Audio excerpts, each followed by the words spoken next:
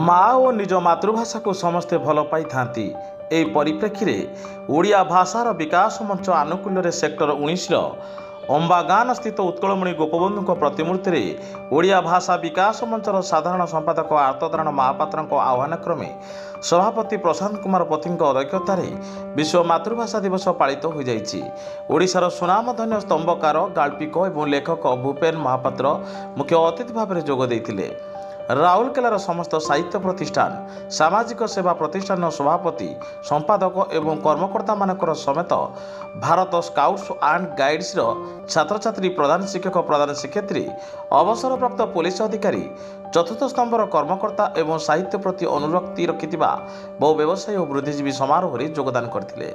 ଏହି କାର୍ଯ୍ୟକ୍ରମରେ ସହରର ପ୍ରମୁଖ ସ୍ତମ୍ଭକାର କବି ପ୍ରାବନ୍ଧିକ ସାହିତ୍ୟିକ ଭାରତ ସ୍କାଉଟ୍ସ ଆଣ୍ଡ ଗାଇଡ୍ସର ଛାତ୍ରଛାତ୍ରୀ ଏବଂ ବୁଦ୍ଧିଜୀବୀ सर्वश्री डॉक्टर सुमन दत्त डॉक्टर प्रमोद कुमार जगदेव अशोक कुमार पट्टनायक नृसिंह विश्वाल मेनकेतन पशायत कुंज बिहारी राउत केदार प्रधान निरंजन परिड़ा जेनीप्रिय लाक्रा प्रमुख कार्यक्रम में 200 ऊर्ध्व सहरवासी जोगदे कार्यक्रम को सफल करते।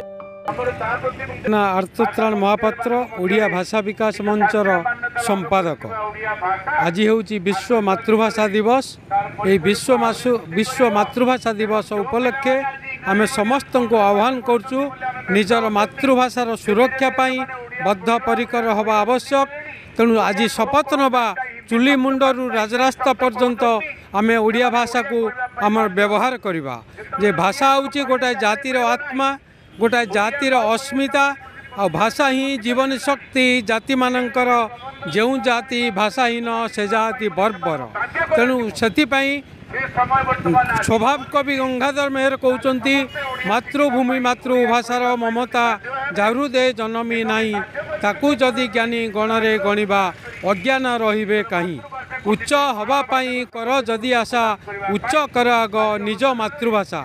आजिर दिन में आमे आस शपथ नवा भाषा ही बंचेबा निजर मातृभाषा सुरक्षा पाई गोटाए बलय तैयारी करबा जहाँकि निज जातिर निज देशर परिचय सृष्टि हब।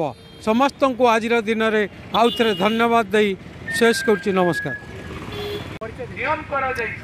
आज हूँ विश्व मातृभाषा दिवस एवं यही दिवस रे समग्र विश्व रे प्रत्येक किभली भाव निज मातृभाषा संपर्क में सचेतन हेबे से कथा को समस्त हृदय भितर चेतई देवाई आज ये आयोजन आमर मातृभाषा ओडिया एवं ये ओडिया भाषा अनेक समय आलोचना करुचंती जे ए भाषा मृत्युमुख को चली जाउची किंतु प्रकृत रे भाषा आज जो भली भाव में एक जीवंत प्रवाहनवात नदी भली प्रवाहित होउची से भाषा केबे हेले मरिबो नाही जो भली भाव में।